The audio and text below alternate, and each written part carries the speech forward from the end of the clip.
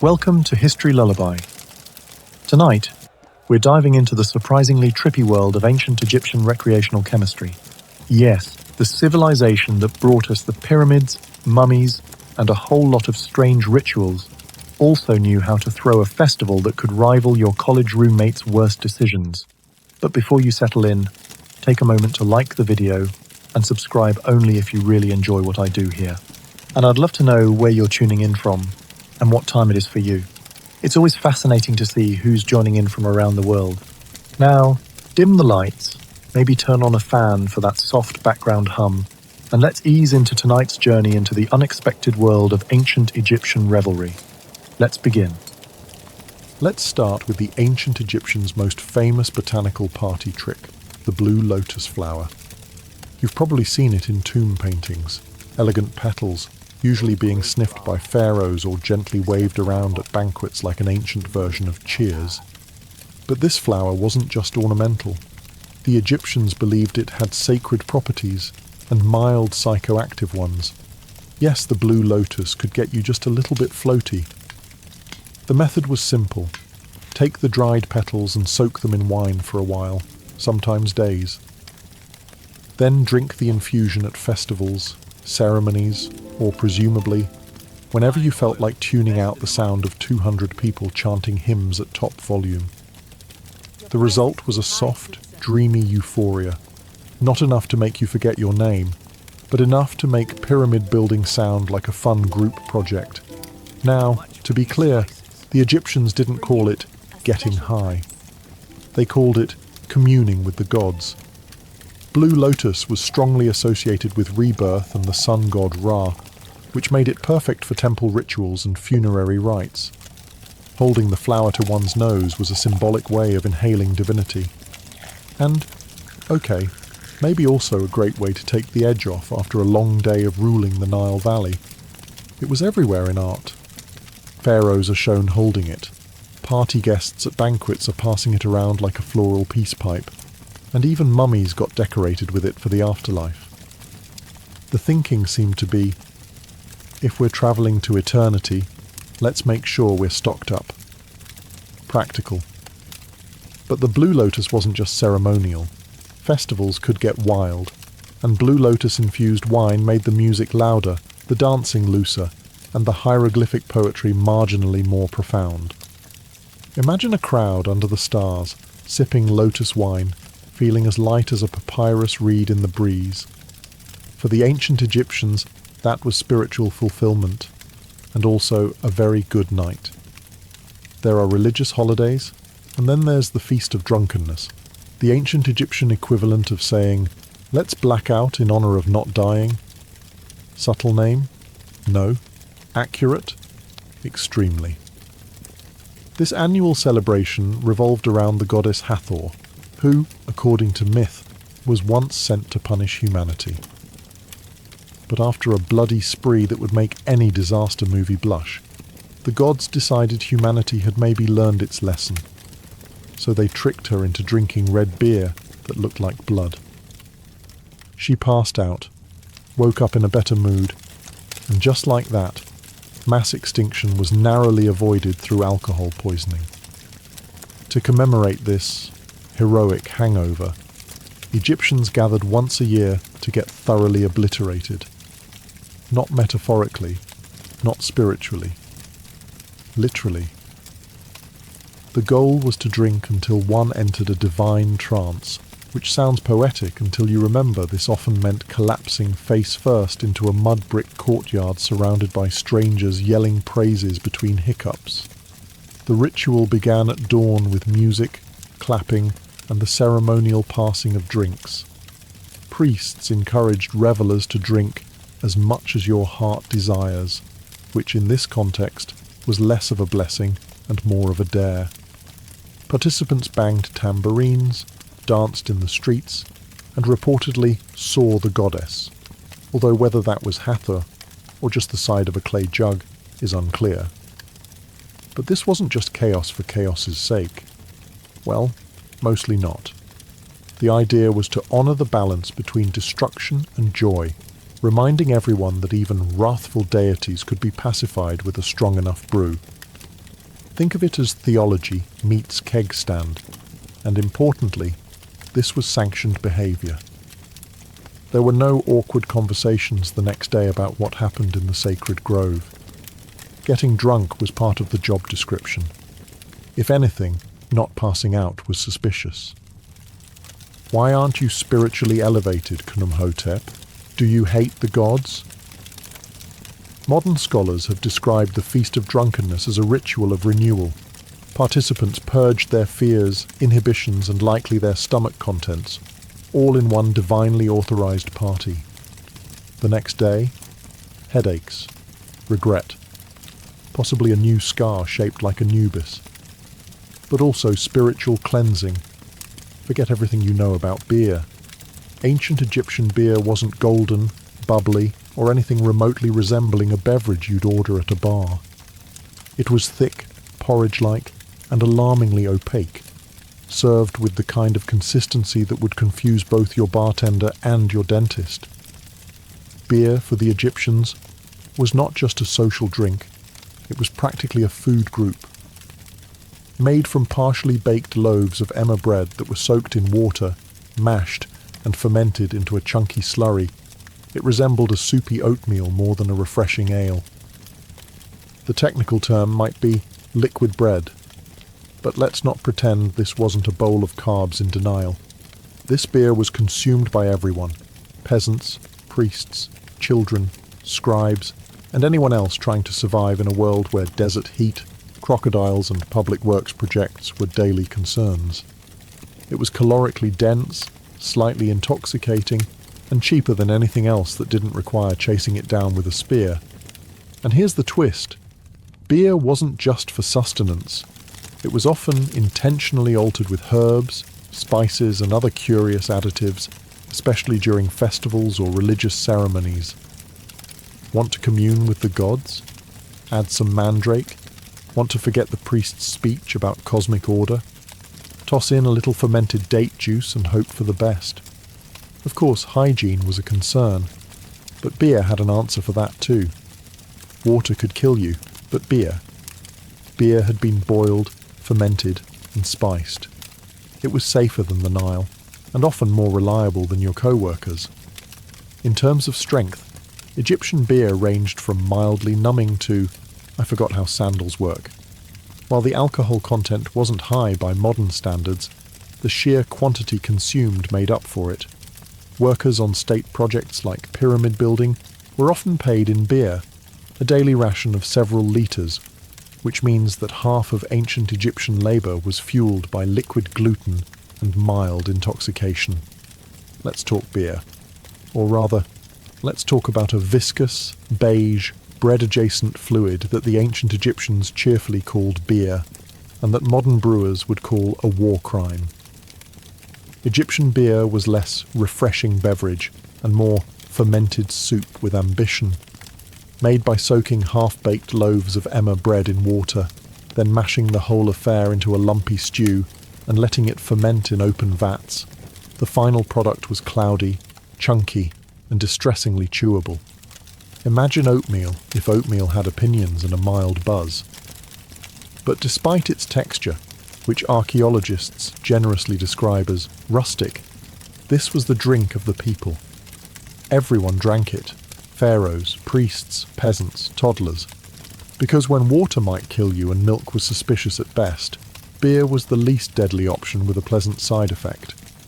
It was calorie-dense, mildly intoxicating, and often served in communal jugs, because nothing says spiritual unity like 5 adults slurping from a pot of soggy bread water. At temples and festivals, the beer might be enhanced with herbs, dates, honey, or mystery ingredients that were either sacred or just experimental. Historians are still unsure if the addition of mandrake was intentional, or if someone was just tired of reality. This was also the go-to payment method for labourers. Pyramid workers didn't clock out with coins. They received daily beer rations, sometimes several litres per day. This means the guys hauling limestone blocks all morning were doing it buzzed and breaded. And somehow the pyramids still got built. Let that sink in the next time you miss a deadline with a cappuccino in hand. Taste? Probably awful. But if you're living in 1300 BCE, covered in sand and trying not to die of dysentery, a lukewarm jar of beer porridge is Michelin star cuisine.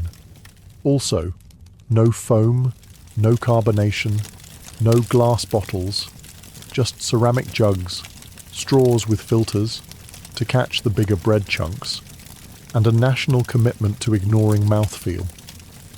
Now that you've washed down your bread beer with a floral buzz, it's time to set the mood. With smoke. But not just any smoke.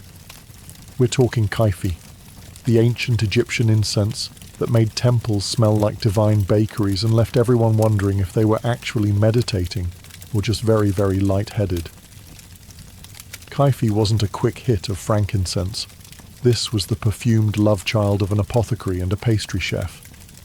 Recipes varied by temple, but the ingredients often included myrrh, honey, wine, raisins, cinnamon, juniper, mint, and whatever other spices were lying around not being sacrificed.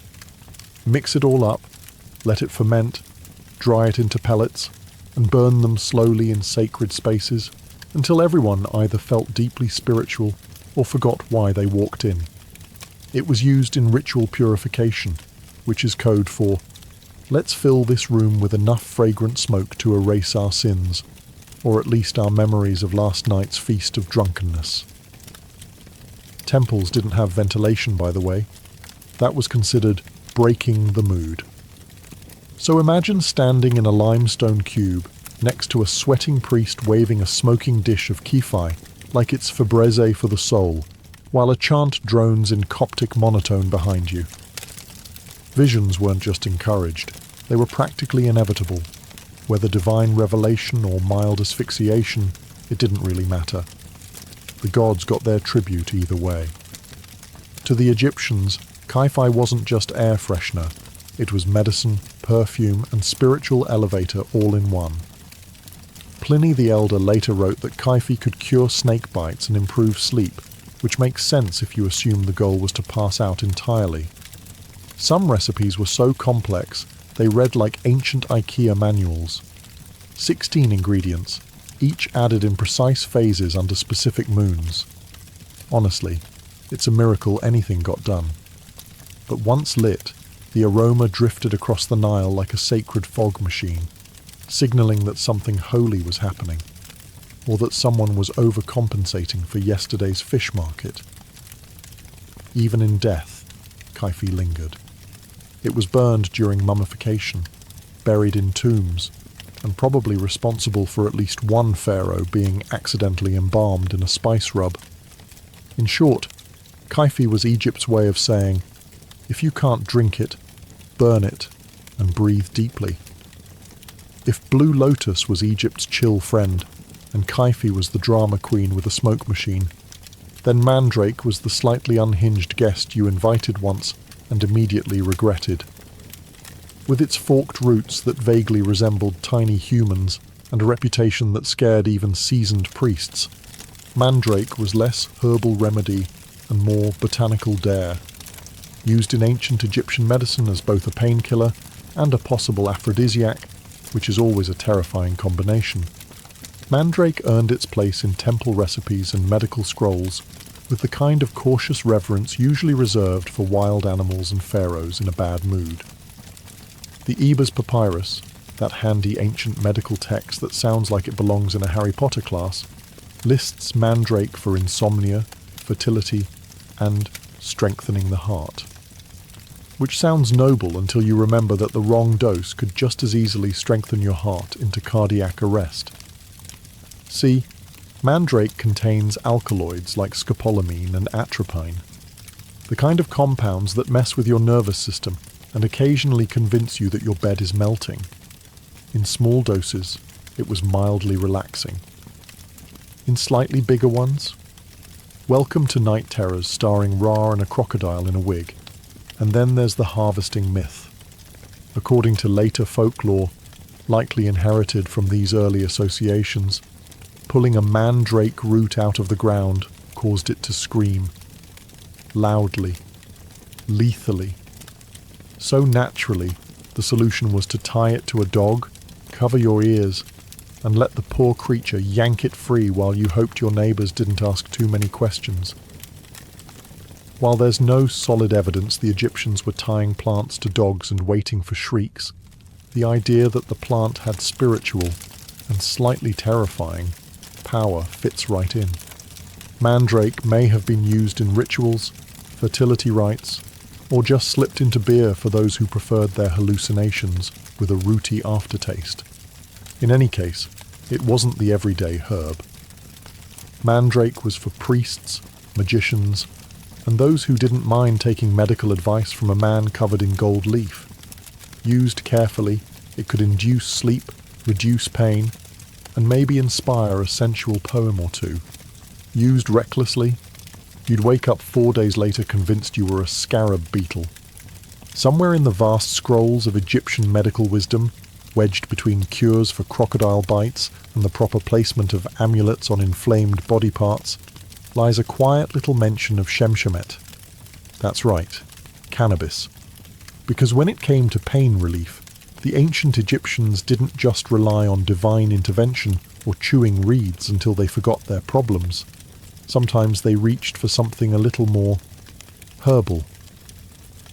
Cannabis appears in medical texts like the Ebers Papyrus and Ramesseum Papyrus, mostly as a treatment for inflammation, sore eyes, and various gynecological complaints. Yes, gynecological. Ancient Egyptian women may have had access to THC-infused suppositories, which sounds like a modern wellness trend someone is definitely going to try to resurrect on Etsy. Of course, the Egyptians didn't roll joints or bake brownies with it. At least, not that we know of.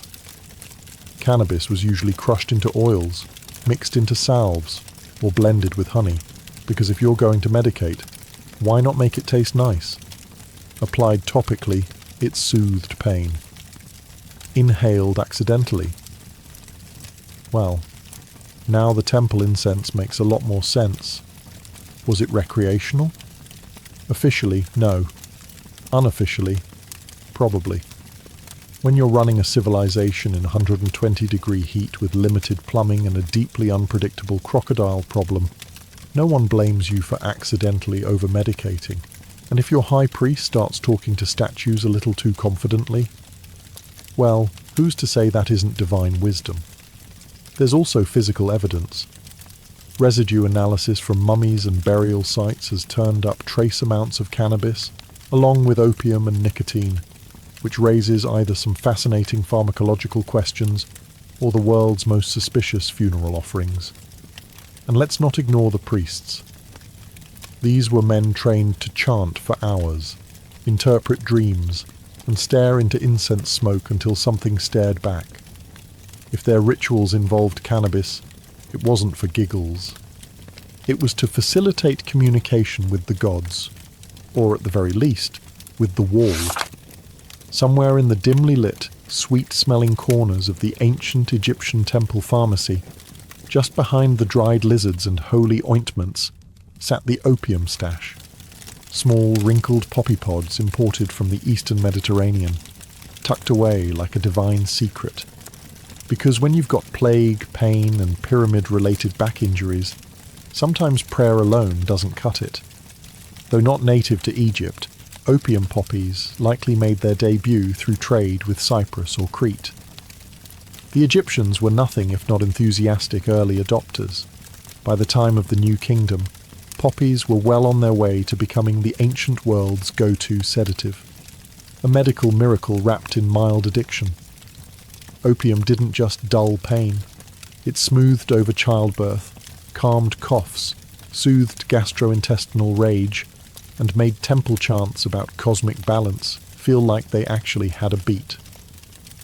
Administered in drinks, pills, or occasionally as suppositories, because, of course, it became the pharmaceutical equivalent of saying, "Shh, don't worry about it."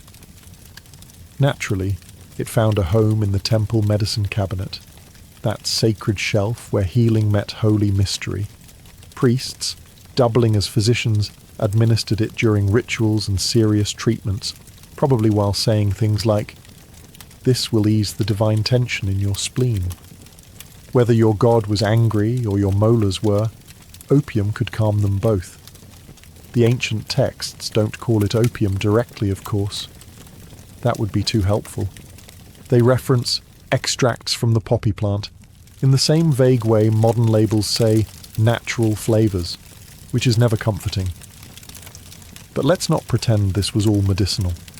There's always a blurry line between spiritual elevation and a really good nap.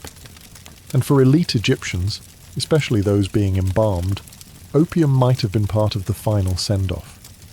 What better way to face the underworld than totally blissed out and blissfully unaware of the scarab beetle crawling across your nose? Like many of Egypt's sacred substances, opium was part cure, part comfort, and part controlled chaos. Used wisely, it soothed agony. Used poorly, it turned temple assistants into spaced-out background dancers. Still, in a world of tooth drills, snakes and sandstorms, a little somnolent magic went a long way. Wine in ancient Egypt was a sign of sophistication, a drink of the gods, a toast to Osiris.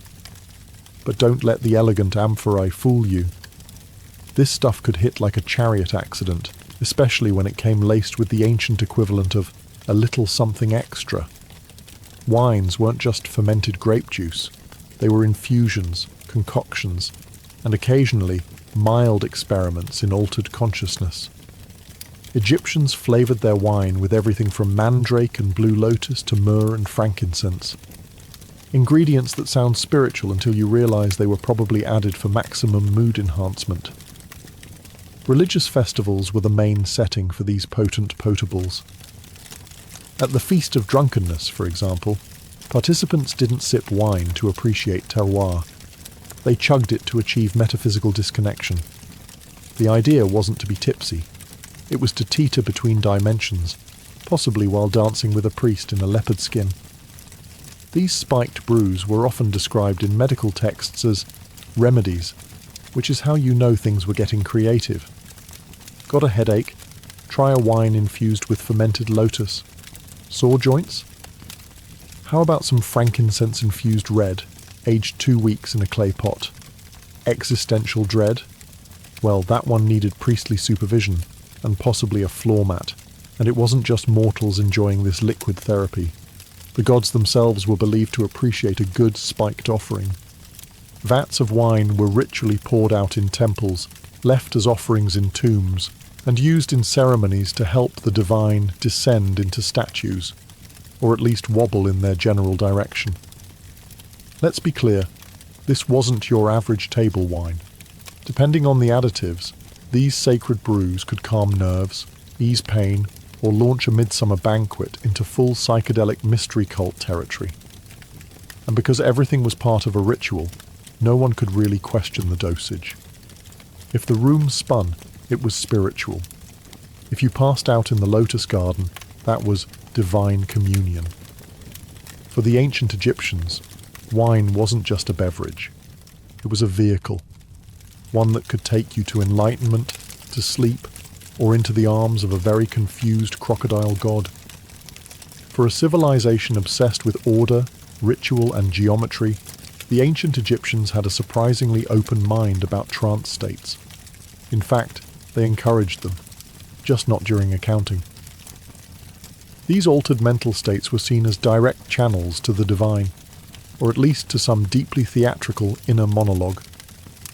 Possession, divine, not demonic, was often treated as a religious promotion, not a medical emergency. If a temple dancer started convulsing mid-routine, she wasn't rushed out by worried acolytes. She was applauded. Hathor had arrived, apparently, and had strong opinions about tambourine tempo. These trances were often achieved through a time-honoured combo of repetitive drumming, rhythmic chanting, smoke inhalation, sleep deprivation, and wine with mysterious floaties in it. The result? Sudden bouts of prophecy, dramatic gasping, and the occasional unplanned floor nap. Priests and priestesses alike were trained to host gods like Airbnb guests, welcoming them into their bodies during rituals. This included changes in voice, posture, and a sudden urge to announce cryptic things while staring into a fire. In many temples, it was just another Wednesday. To outsiders, it may have looked like a mass fainting spell, but within the temple, this was how messages from the gods were delivered. Sometimes the gods advised, sometimes they scolded, sometimes they demanded more cake offerings, which says a lot about ancient theology and ancient appetites. The trance wasn't always voluntary either. There are accounts of the afflicted being taken by deities, often accompanied by shouting, shaking, and suspicious amounts of incense. Whether these were actual divine messages or simply what happens when you inhale 4 hours of kiffai smoke next to a flaming brazier is still debated. Of course, once the trance ended, the possessed party returned to normal, often looking slightly disoriented and very sweaty. The ritual concluded with applause, a sip of sacred wine, and possibly a nap behind a pillar, while someone else mopped up the sanctified drool. To modern eyes, divine possession might look like performance art meets heatstroke. But to ancient Egyptians, it was the pinnacle of religious experience. The moment when the divine broke through the sandstone barrier of reality to drop a few cryptic life tips. You'd think death would be enough to stop someone from getting invited to a party. Not in ancient Egypt. The line between the living and the dead was more of a soft suggestion, like, don't swim after eating, or maybe don't chisel hieroglyphs drunk. Egyptians didn't just respect the dead, they actively included them in social plans. This wasn't metaphorical. Families visited tombs during festivals like the beautiful Feast of the Valley, lugging baskets of food, jugs of beer, and the general vibe of a tailgate party, if the tailgate was parked in a necropolis. They'd sit outside the tomb, eat, drink, and commune with the deceased, which usually meant talking to the wall and hoping Grandma appreciated the pickled fish. Many tombs had false doors, carved portals through which the dead could receive offerings. Whether this meant spiritually or just enjoying the smell from the other side is unclear. Either way, ancient Egyptians believed the dead could still enjoy food, drink, music, and a decent bit of gossip. So naturally, they threw them parties. Music was played, incense was burned, libations were poured. Sometimes the living got drunk enough to cry, confess secrets, or accidentally sit on sacred offerings. It was like a family reunion, only with fewer arguments and slightly more embalming fluid. These gatherings weren't just acts of remembrance. They were also mutually beneficial transactions. The living fed the dead. The dead, in theory, blessed the living in return. Good crops, protection, fewer nightmares involving hippos. Everyone won. Sometimes people even slept overnight in tombs, hoping for dream visions from their departed loved ones, or the occasional unsolicited advice from a former accountant turned ghost. Stop lending money to your brother, the dream might say. And also, the amulets go on the left. To modern sensibilities, this sounds macabre. To the Egyptians, it was completely logical. The afterlife wasn't a goodbye, it was just a new address. And if Great Uncle Horemheb wanted to attend the party via divine osmosis through a stone wall, who were they to say no? For all the incense, holy trances, and sanctioned debauchery, ancient Egyptian revelry came with a price, and it usually arrived sometime around sunrise with a pounding headache and the vague memory of yelling at a statue. Yes, even in a world where Blue Lotus was medicine and beer was breakfast, the morning after hit just as hard. Archaeological texts are suspiciously quiet on the subject of hangovers, which is probably because no one was in the mood to write hieroglyphs when their head felt like it had been smited by Ra himself. But the evidence is there. Medical papyri describe pains of the head and recommend treatments involving herbs, honey, and sometimes just lying very still while pretending to commune with the gods. In more advanced cases, a ritual cleansing was recommended, which usually involved a priest, a bucket of cold Nile water, and possibly a stern lecture on moderation that no one remembered hearing. The real trick, of course, was plausible deniability. If you'd danced shirtless in the temple or passed out in a tomb alcove, you didn't say, "I overdid it." You said, "I was overcome by the divine." It wasn't a blackout. It was a mystical encounter with Hathor's laughter. Much more respectable. And for the truly unlucky. There was always purging. Not metaphorically, literally. The Egyptians were fond of emetics, lovely concoctions designed to evacuate your sins from both ends. Imagine being handed a drink that tastes like regret and being told, "This will restore your balance." Moments later, your balance is definitely gone. The priests, of course, fared better. They had training. They had ritual authority. And most importantly, they had people to carry them home. Meanwhile, common revelers woke up with lotus petals in their hair and sandal imprints on their faces, wondering whether they'd danced with a god or just someone very committed to the role. Still, no one swore off the next celebration, because spiritual enlightenment, as it turns out, is addictive, especially when it comes with beer, smoke, and a mild chance of falling into a trance and yelling your neighbour's secrets in front of a statue. When ancient Egyptians prepared for death, they didn't just pack linens and a decent eulogy. They packed snacks and drugs and possibly a backup stash, just in case eternity got boring. Because if you thought the partying stopped after your heart was weighed, think again. It just moved underground. Tombs weren't silent, solemn places. They were carefully curated starter homes for the soul, complete with food, booze, and mood-enhancing herbal arrangements. Mummies were entombed with blue lotus petals, wine jugs, incense cones, and the occasional sealed mystery jar, which archaeologists now eye with both reverence and mild suspicion. Take Tutankhamun, for example. When Howard Carter cracked open his tomb, he didn't just find gold and furniture. He found wine, oils, herbs, and what can only be described as the ancient Egyptian version of a wellness kit. If a modern influencer were buried today, it would look disturbingly similar, minus the canopic jars. This wasn't just luxury, it was strategic. The soul, or ba, if you're fancy, needed nourishment and stimulation in the afterlife. Eternal bliss wasn't going to maintain itself after all.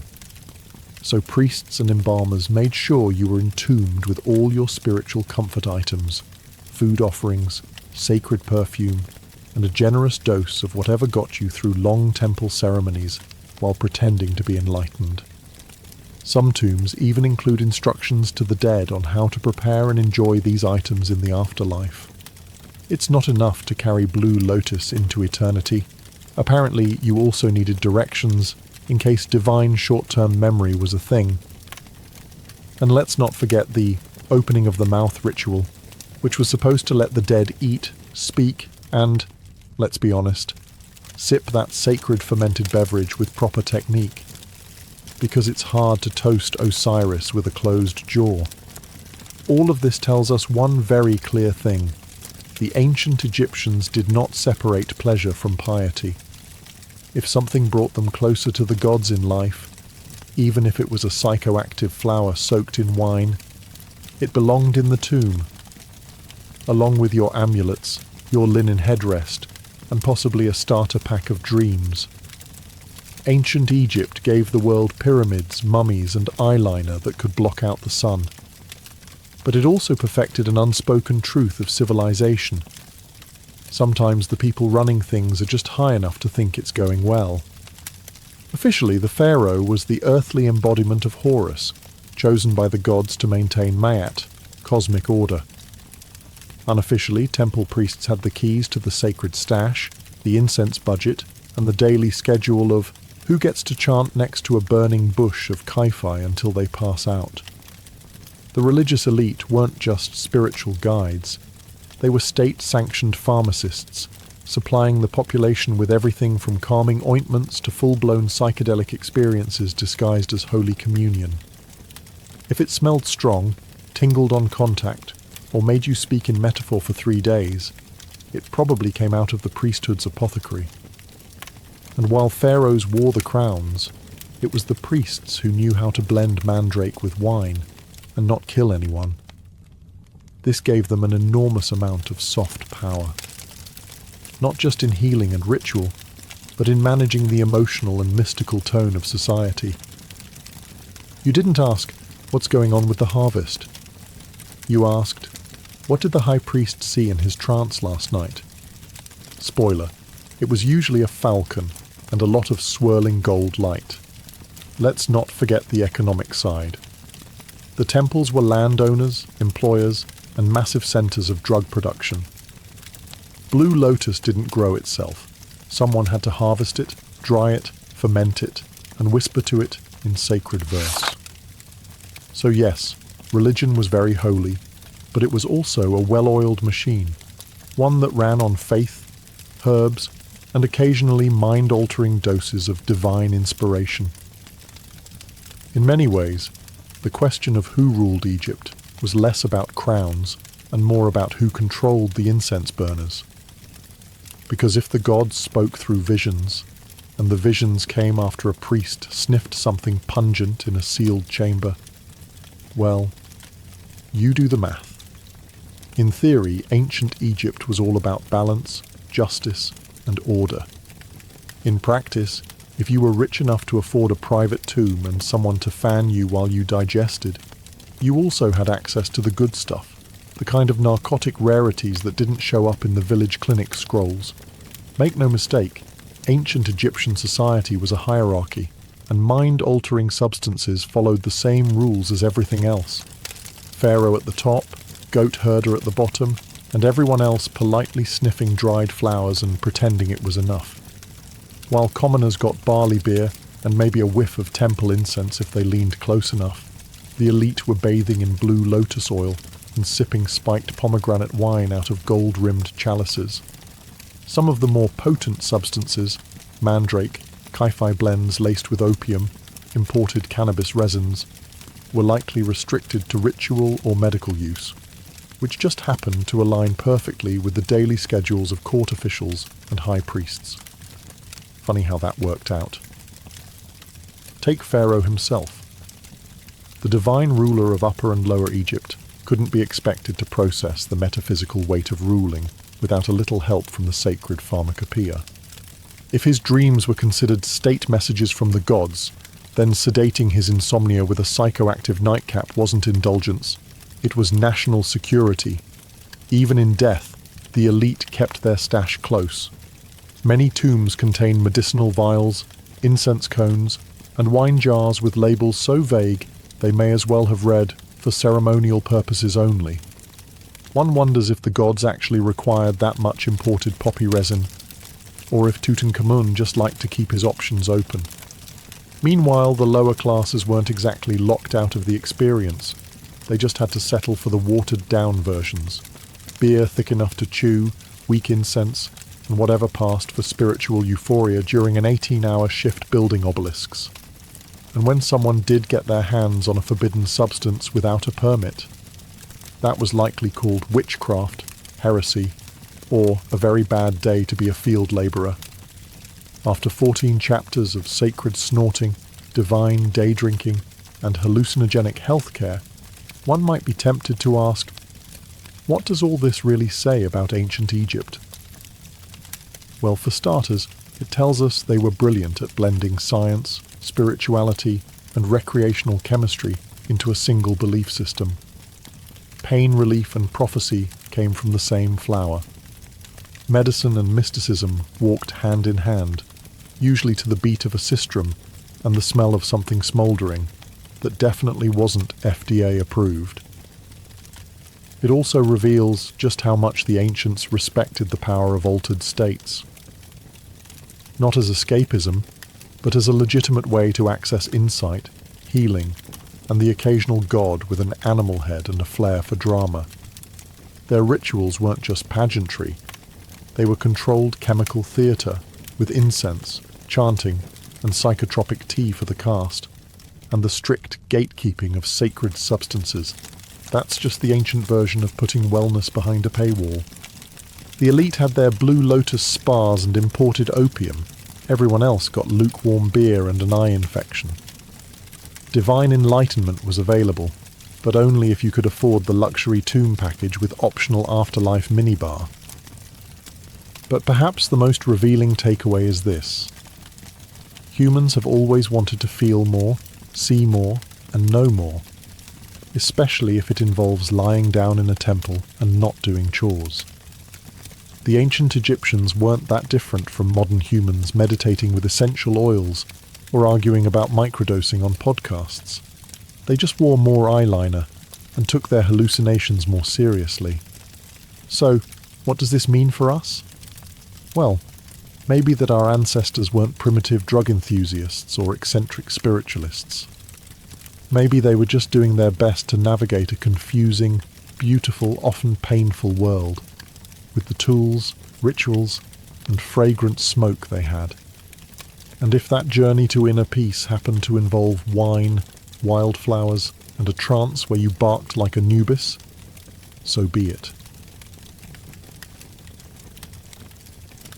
Florence, late 1400s. The air was thick with incense, sweat, and the perfume of crushed roses. The city was bursting with art, intellect, and political intrigue, but also a very specific kind of madness, the obsession with beauty. And not just any beauty. Renaissance beauty. The kind that meant looking like a porcelain statue, even if it killed you. Enter Sarusa, a luxurious, silky white face paint made from, you guessed it, lead. Yes, actual lead. Women across Florence, Venice, and beyond smeared this shimmering poison across their cheeks, foreheads, and décolletage to achieve that ultra-pale, ethereal look.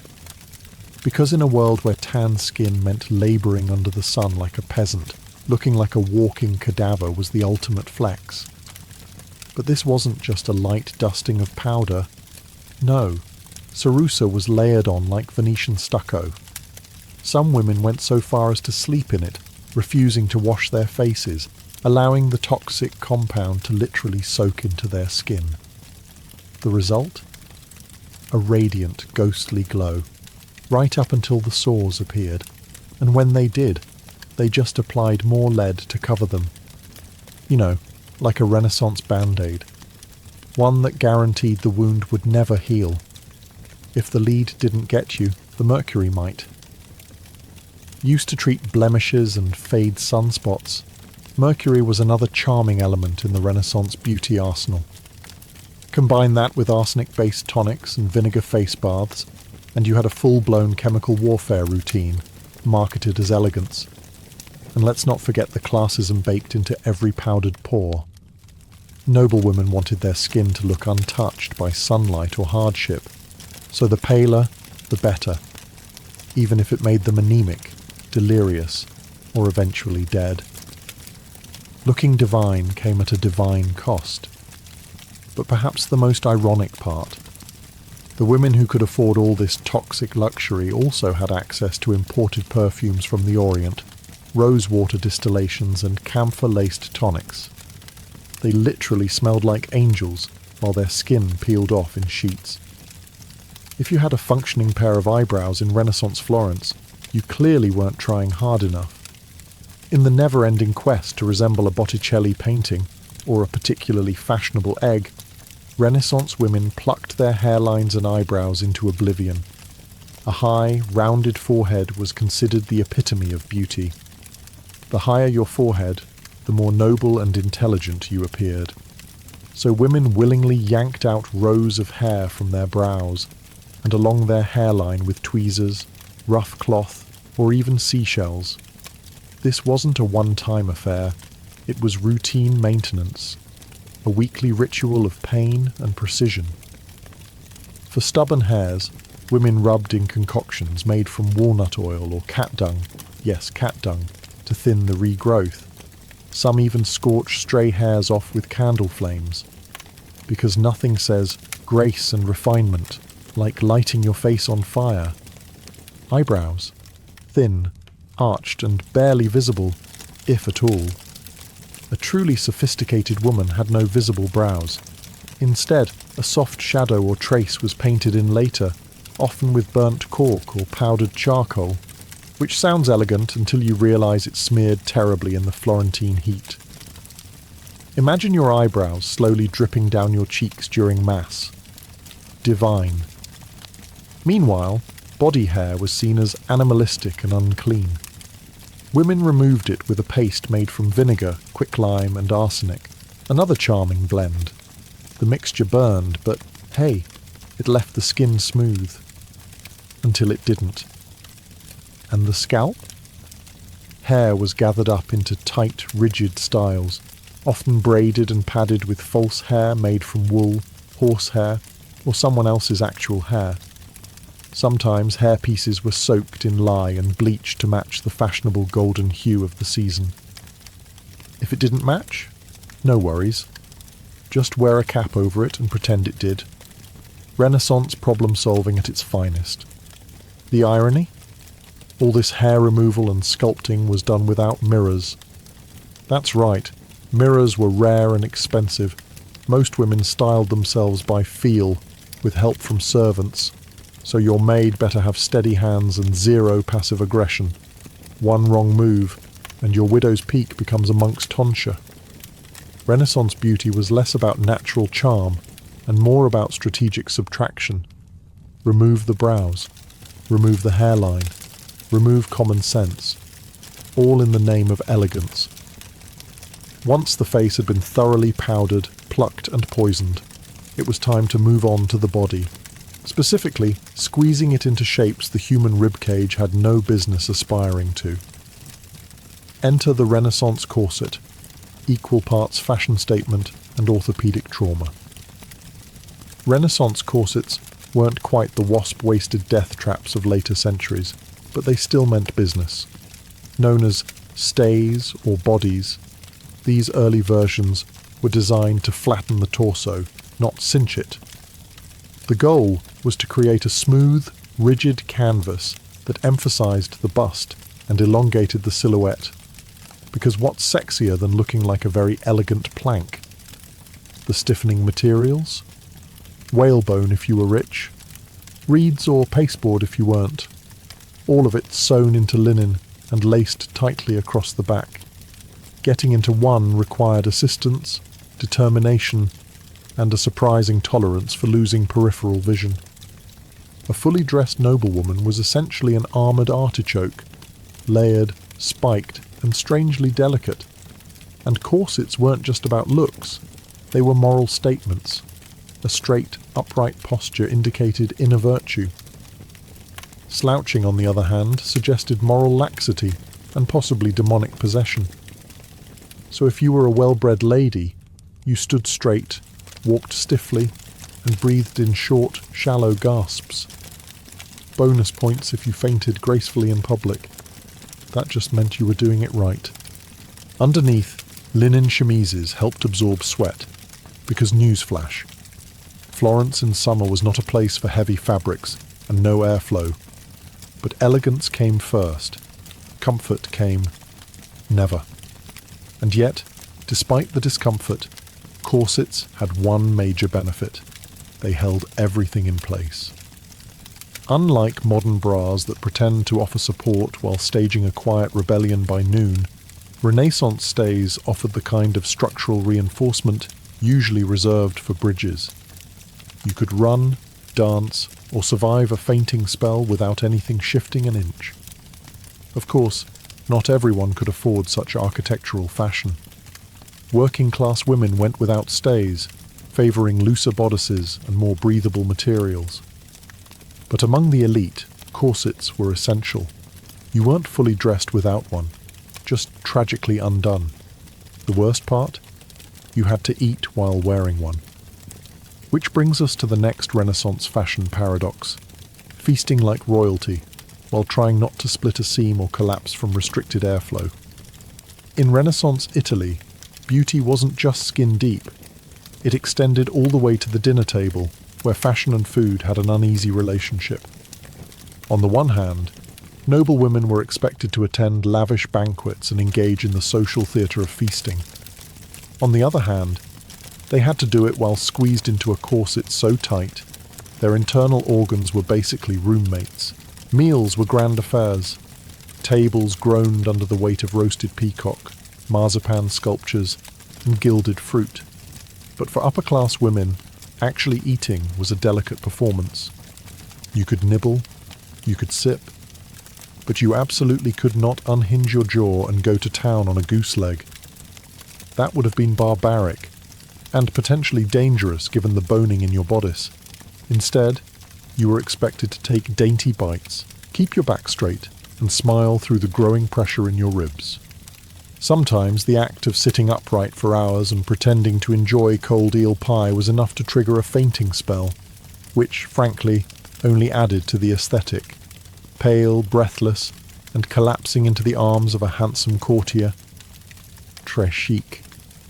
Of course, this polite self-starvation had limits. Many noble women were secretly ravenous by the time they reached their private chambers, where they could finally remove the corset and devour a hidden stash of sweetmeats or leftover cheese. Yes, even Renaissance beauty queens had midnight snacks. They just couldn't admit it. And there were rules even for those. Certain foods were believed to affect the complexion. Cucumbers were discouraged. They made the skin watery. Wine was encouraged. It flushed the cheeks with colour.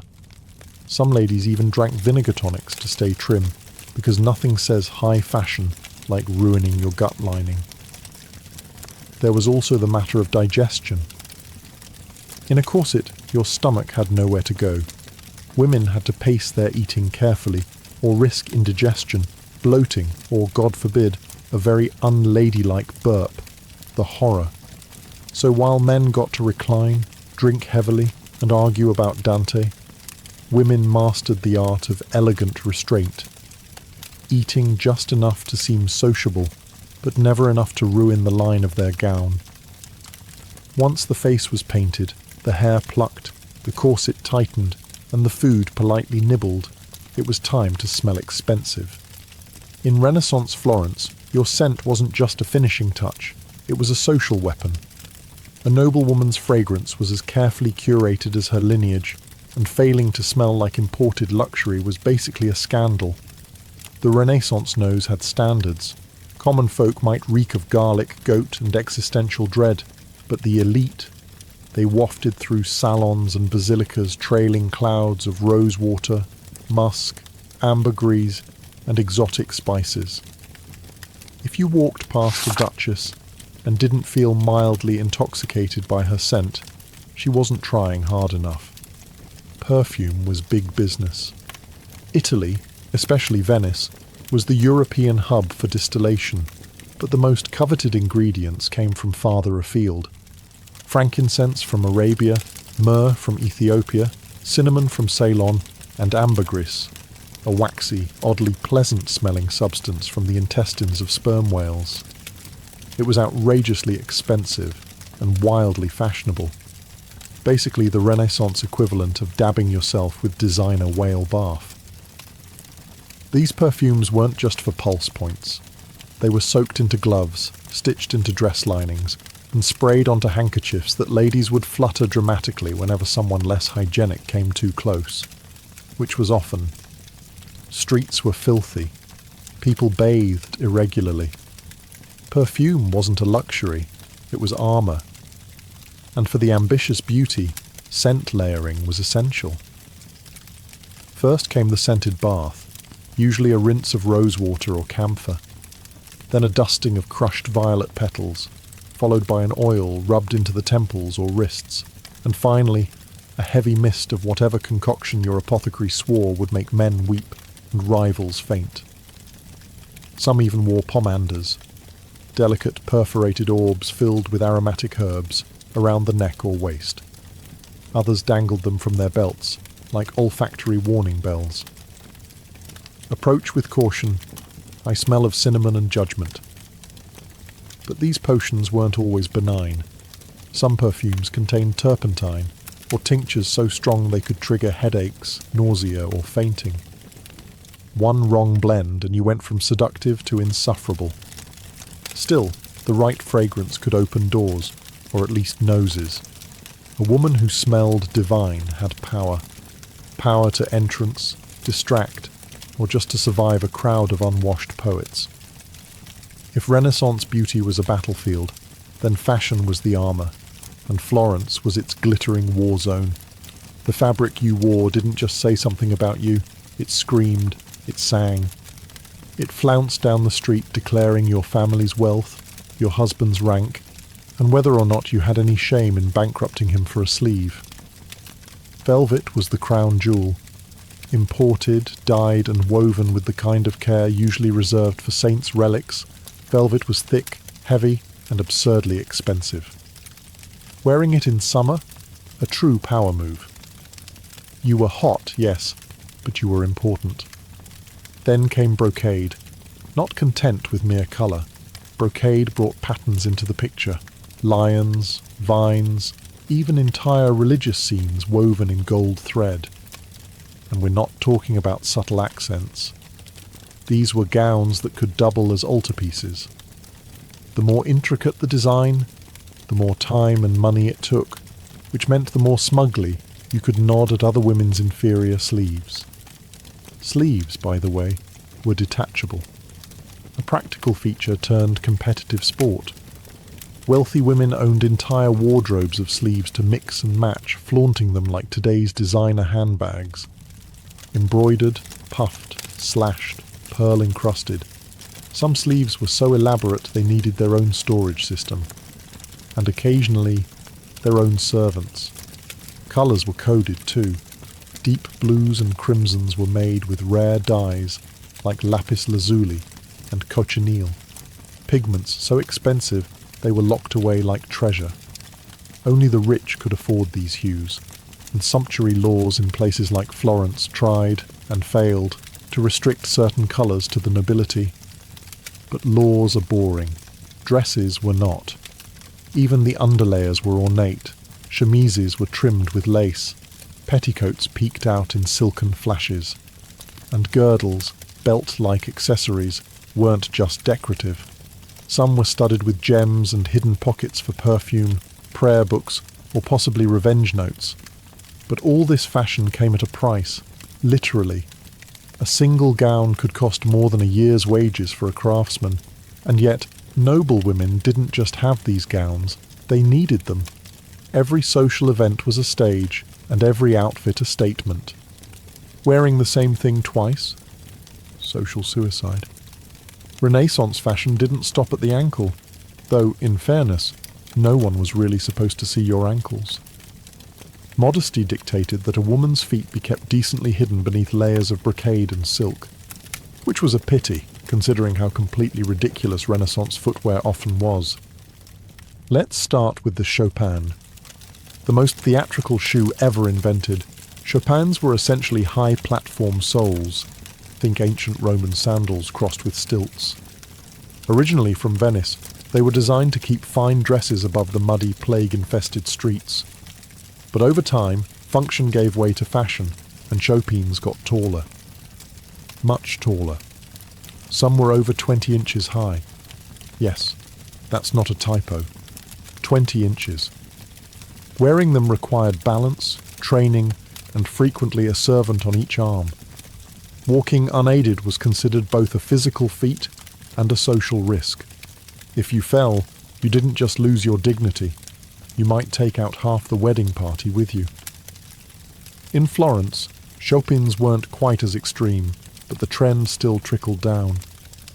Wealthy women wore delicate pointed slippers, often made of velvet, embroidered with silk thread and lined with fur. These were indoor shoes. Outdoors, you wore pattens, wooden or cork platforms, strapped underneath your slippers to protect them from the street. A practical solution, unless you tripped and shattered your kneecaps on cobblestones. Foot binding wasn't a thing in Renaissance Italy, but the pressure to have dainty, narrow feet absolutely was. Shoes were pointed, narrow, and not built for actual walking. But who needed to walk when you could glide from sedan chair to palace hall, leaving a trail of crushed flower petals and broken arches? And then there were the stockings. Women wore finely knit hose made of silk or wool, tied at the knee with ribbons. These ribbons were sometimes scented, because if someone caught a glimpse of your shin, you at least wanted to smell fabulous. Of course, lower-class women wore simpler shoes, sturdy leather for labour, clogs for wet work. But the noble class treated footwear like a secret weapon, unseen, impractical, and incredibly expensive. All of it reinforced a single message. Real ladies didn't walk. They floated. They glided. They suffered gracefully and in style. After hours of being powdered, plucked, laced, perfumed, stuffed, and platformed, what came next? That's right, dancing. Because nothing completes the Renaissance beauty ritual like trying to glide across a polished marble floor in 20 pounds of fabric and 2 inches of breathable lung space. Courtly dances were serious business. These weren't your carefree tavern-style reels. No, Renaissance court dances were slow, elegant, and excruciatingly choreographed. Every step was rehearsed, every movement symbolic. The wrong foot placement could imply social ineptitude. A misstep? Scandalous. You might as well shout, "I own nothing in lapis lazuli," and run barefoot into the Arno. For noble women, dancing was a test of composure.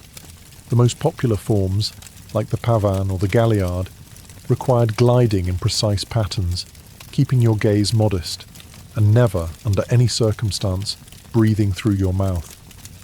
That was considered undignified. Which is unfortunate, because corsets did not allow for deep breaths. Every galliard leap was a calculated gamble against passing out cold. And yet, it was crucial. A woman's grace on the dance floor was as vital to her reputation as her dowry. Parents hired dance tutors the way modern influencers hire lighting designers. You learned how to turn, how to bow, how to fan yourself just enough to be mysterious, but not so much that you looked sweaty. The goal was to radiate effortless control, even as your shoes blistered and your ribs whimpered. There was also the matter of social strategy. Dancing offered rare opportunities to interact, briefly, with eligible men. Gloved hands touched for a moment, eyes met during a bow, perfumes mingled. It was flirtation with footnotes.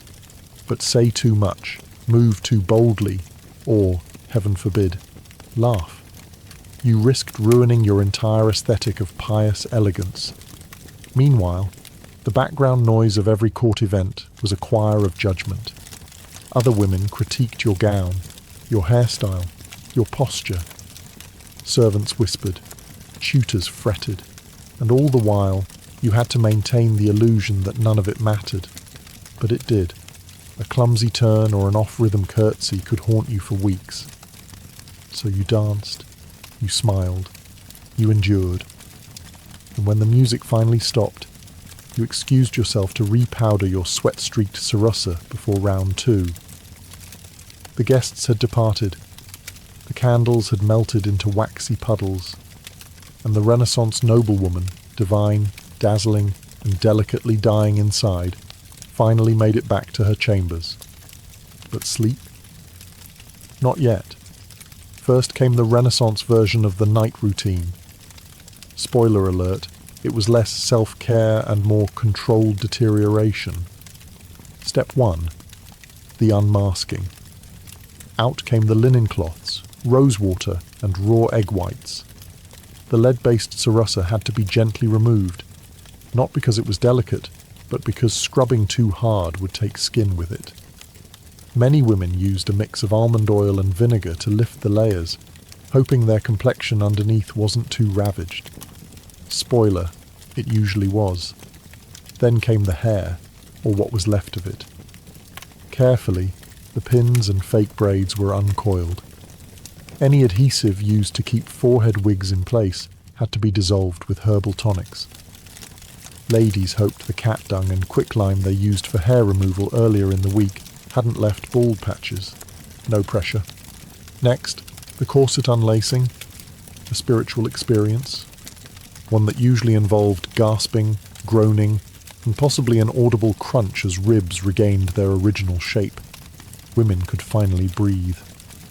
Not deeply, but enough to sigh in relief and maybe whisper, "Never again," for the 100th time. The feet were peeled out of slippers, revealing the crushed remains of what used to be toes. If you were lucky, your servant brought a basin of warm water with lavender or rosemary to soak them. If not, you just stared at your feet and wondered if you'd ever feel joy again. Finally, you were rubbed down with sweet oils, or, if you were particularly devout or paranoid, an alchemical tonic promising to preserve your youth. Never mind that it smelled like old copper and probably contained powdered beetles. Beauty is pain. Also possibly pestilence. And then, at last, the candle was blown out. Not with a huff, still too improper, but a delicate puff, like you were apologizing to the flame. You lay back, hairline 2 inches farther back than it was last year, skin slightly more ghostly than the day before, lungs recovering from corset trauma. But tomorrow, you'd do it all again. Because in Renaissance Florence, beauty wasn't just a look, it was a lifestyle. A full-time, high-stakes performance with no intermission. And the audience? Everyone. Before Irizumi became linked to crime syndicates and back-alley parlours, tattoos in Japan carried a far more complex and layered identity, one deeply rooted in honour, mythology, and labour. Long before the Edo period, Japanese tattoos were used as punitive marks, burned or etched into criminals' faces and arms to permanently brand them as outcasts. But by the 1600s, these crude symbols had evolved into something far more intricate, something closer to art, devotion, and even spiritual armour. In Edo, Japan, society was rigidly structured. Class divisions were clear. Samurai had swords, merchants had rules. Everyone else? They had restrictions. The Tokugawa shogunate enforced strict codes on dress and behaviour, especially for the lower classes. Ornate robes, luxurious fabrics, and flashy jewellery were reserved for the elite. But human nature always finds a loophole. For the common man, especially labourers, firemen, and gamblers, tattoos became a way to reclaim beauty, status, and identity. If you couldn't wear brocade on the outside, why not wear it on your skin? And so, full-body tattoos flourished underground, hidden beneath plain work clothes but revealed in bathhouses, festivals, and moments of intimacy. These weren't random designs. They were stories. Sleeves of swirling dragons, bodysuits of phoenixes, koi fish, cherry blossoms, Buddhist deities, and folkloric heroes. Each tattoo carried meaning. A koi swimming upstream symbolized perseverance. A dragon on the back meant power and protection. These motifs weren't chosen on a whim. They were earned, sometimes one painful inch at a time, and the process was brutal. There were no machines, no antiseptic creams. Artists, called horishi, used wooden handles and steel needles to hand-poke ink beneath the skin. The ink was often mixed with charcoal or natural pigments, hammered in using rhythmic strikes. Sessions lasted hours, full bodysuits could take years. But the result? A living mural that turned skin into storytelling. Yet, despite their cultural richness, tattoos remained illegal for much of the Edo period. Authorities viewed them as signs of disorder, deviance, or wastefulness. And so, the art of Irizumi thrived in the shadows, respected by some, feared by others, and completely invisible to the ruling elite. In Edo period Japan, where wooden buildings were packed like kindling and open flames lit every lantern, fires were constant and devastating. The samurai might have ruled the land, but when your neighbourhood caught fire, it was the firemen, Hikashi, who saved your life. These weren't firemen as we imagine today. They didn't use hoses or wear flame-retardant suits. Instead, they carried hooks, axes, and raw courage. Their job wasn't to extinguish fires. It was to tear down nearby structures and create fire breaks before the flames could spread. This meant climbing onto burning rooftops and dismantling homes by hand, often while embers rained from the sky. Naturally, these men developed a culture of bravado, toughness, and brotherhood. And central to that culture was tattooing. Full-body tattoos, Irizumi Horimono, became a badge of honor among the Hikashi. Not only were they stunning displays of strength and endurance, they were deeply symbolic. Dragons for power, tigers for courage, gods and demons for spiritual protection. When a fireman stripped off his uniform to reveal a full suit of swirling ink, it wasn't vanity, it was armor. And the pain? It was part of the point. Sitting for hundreds of hours while needles punctured the skin was a rite of passage. If you could endure that, you could face down an inferno. The tattoos weren't just decoration. They were proof of fearlessness, commitment, and pain endured for the good of the group. Some crews even shared themes with all members sporting similar motifs to reflect unity. You'd see entire teams marked with identical dragons across their backs, or coordinated waves and blossoms swirling down their arms. This wasn't gang behavior. It was solidarity, brotherhood forged through smoke and fire. But it wasn't legal. Tattoos were still frowned upon by the authorities, seen as vulgar or wasteful, especially for public servants. So the Hikashi wore their ink beneath their clothes, only revealed in private bathhouses or celebratory festivals, where their role as local heroes gave them a pass, at least temporarily. Ironically, these same men were admired in their neighborhoods and feared by the elite. Their tattoos were marks of danger to some, of devotion to others. Beyond the fire brigades and labor crews, another group embraced the painful elegance of Irizumi, the gamblers, rogues, and thrill-seekers of Edo's underground. These were the drifters of the ukiyo, the floating world, a term that described both the pleasure quarters and the transient nature of existence itself. And in that fleeting world, tattoos were a language of risk, identity, and rebellion. Many of these men were bakuto, professional gamblers who roamed the country with dice, cards, and an uncanny ability to separate samurai from their stipends. While the bakuto had no formal organization at first, they lived by their own codes of loyalty, honor, and toughness. In a society that relegated them to the fringes, tattoos became a way to reclaim dignity, to turn a marginal life into one of meaning, one needle prick at a time. Their tattoos were bold, provocative, and unapologetically visible in the right settings. Peonies, fierce warriors, gods of fortune, and snakes slithered across their torsos. These weren't the quiet, contemplative inkings of monks or the civic pride of firemen. These were power statements. Visual declarations that said, "I don't follow your rules, I live by my own." Many designs referenced famous characters from Japanese folklore and kabuki theatre, heroes like Sakata Kintoki, Minamoto no Yoshitsune, or even mythical rebels who challenged authority. The more outrageous the figure, the more admired the tattoo. It wasn't just skin-deep symbolism. It was branding in a society where no one handed you a name unless you fought for it. And yet, despite their outsider status, these men were crucial to the underground economy. They lent money, maintained order in red light districts, and developed early proto-Yakuza structures. Their tattoos became both a badge and a warning. Loyalty within, danger without.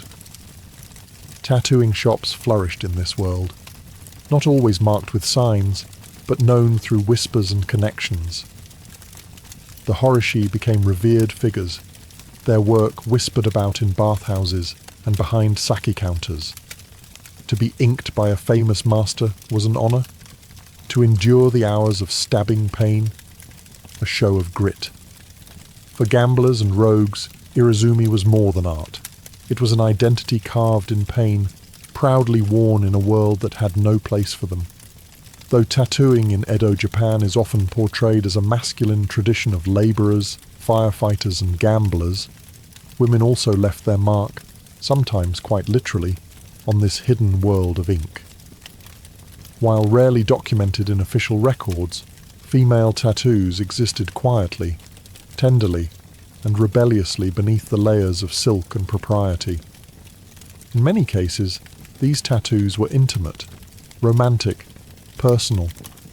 Unlike the large mythological bodysuits of their male counterparts, women's tattoos were often smaller, discreet, and emotionally charged.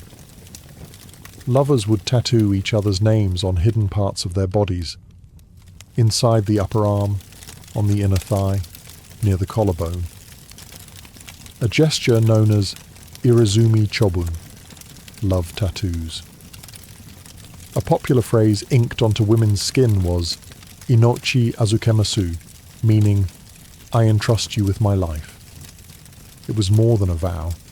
It was a declaration of emotional surrender, written in pain. Men sometimes carried similar inscriptions, showing mutual commitment beyond what any formal wedding could offer.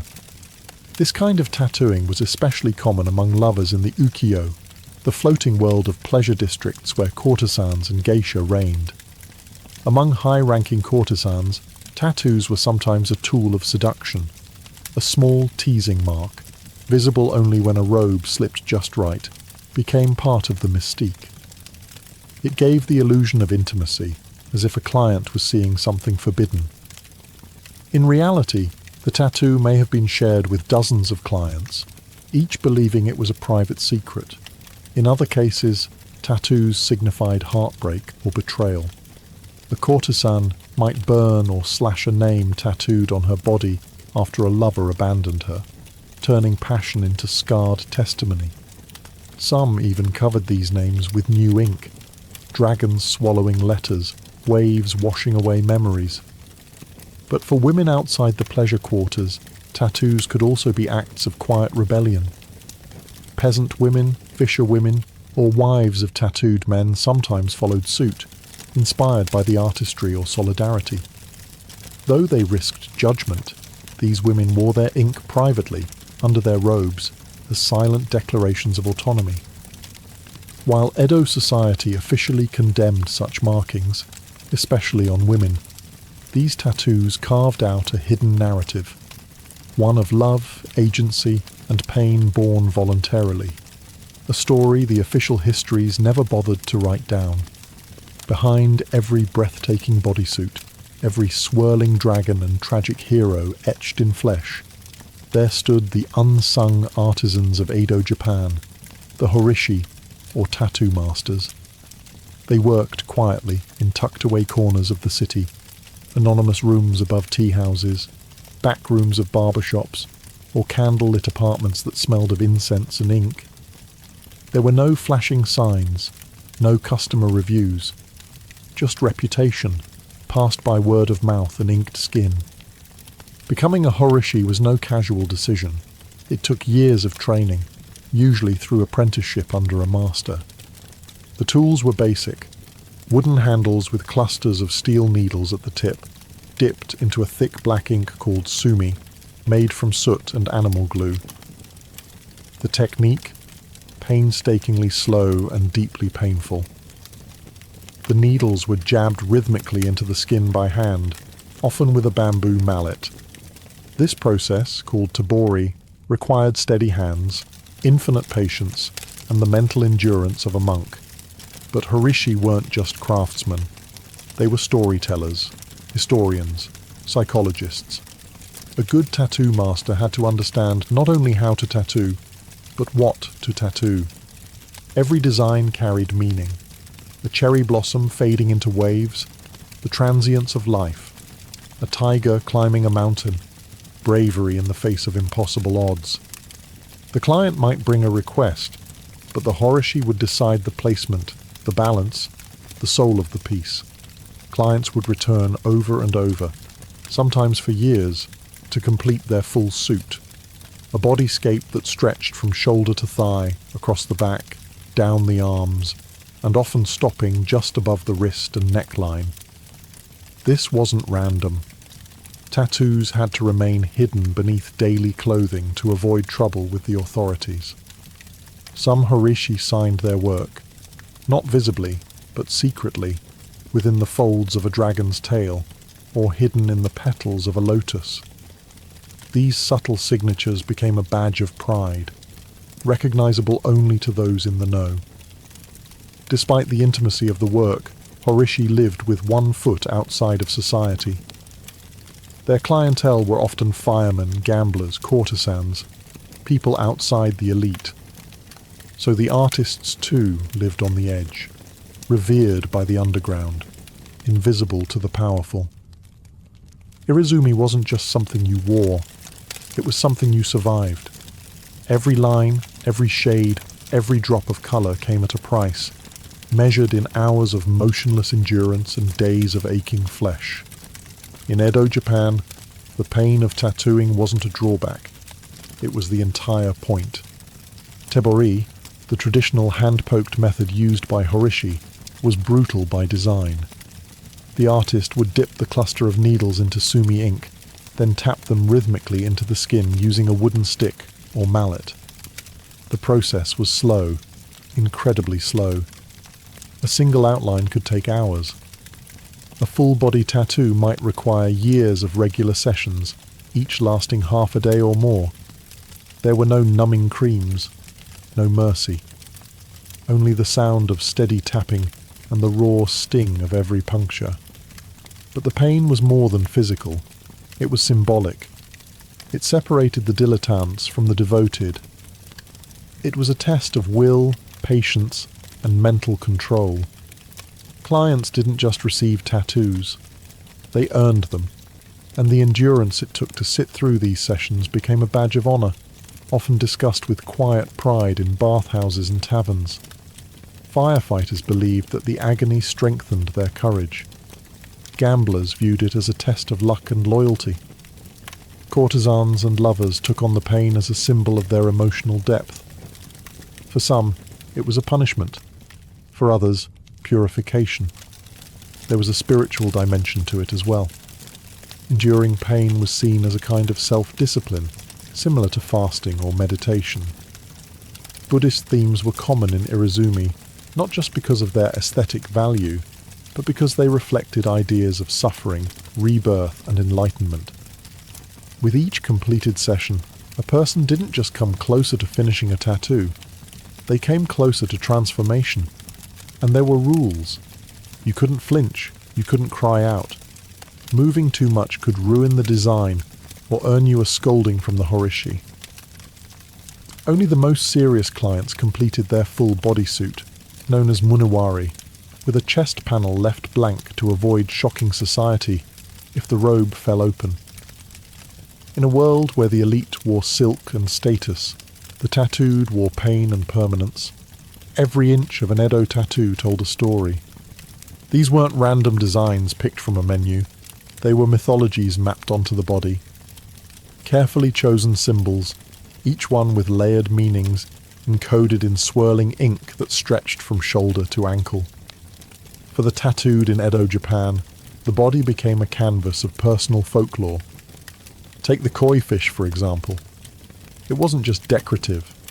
A koi swimming upstream represented strength, determination, and the willingness to face impossible odds. According to legend, a koi that reached the top of the waterfall became a dragon.